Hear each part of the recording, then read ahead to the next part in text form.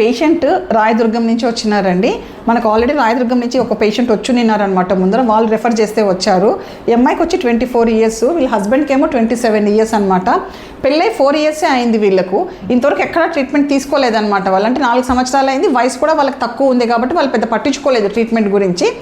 తర్వాత మాతృత్వాకు వచ్చారు, first time నిలబట్టడం లేదు అనేసి కంప్లీట్ వర్కప్ చేశామండి వీళ్ళకు. వర్కప్ చేసేటప్పుడు ఈ అమ్మాయికి నీకైతే ఏం ప్రాబ్లం లేదు చెప్పినాం కదా నీకు, ఈ అమ్మాయికి ఏం ప్రాబ్లం లేదండి. వాళ్ళ హస్బెండ్కి మటుకు సివియర్ ఓట్స్ ఉందండి. ఆ సివియర్ ఓట్స్ వల్ల ఆ అబ్బాయికి నార్మల్గా ప్రెగ్నెన్సీ వచ్చే ఛాన్సెస్ వీళ్ళకి తక్కువ అనమాట, బికాస్ ఆ స్పర్మ్ ప్రాబ్లం ఉండటం వల్ల. అందుకని ఈ అమ్మాయికి ఇక్సీ చేశాము. ఫస్ట్ అటెంప్ట్లోనే ఇక్సీ పాజిటివ్ వచ్చింది. ఇవాళ బీటా హెచ్సిజీ రిపోర్ట్ వచ్చేసి ఈ అమ్మాయికి 800 వచ్చిందండి. అంటే మా ఓల్డ్ పేషెంట్ మా మీద ఎంతో నమ్మకంతో మళ్ళీ ఒక పేషెంట్ని పంపించింది అనమాట. అమ్మాయి ఇక్కడే కన్సీవ్ అయింది, రాయదుర్గం నుంచి వచ్చినాయి, తను ఈ అమ్మాయిని పంపించింది.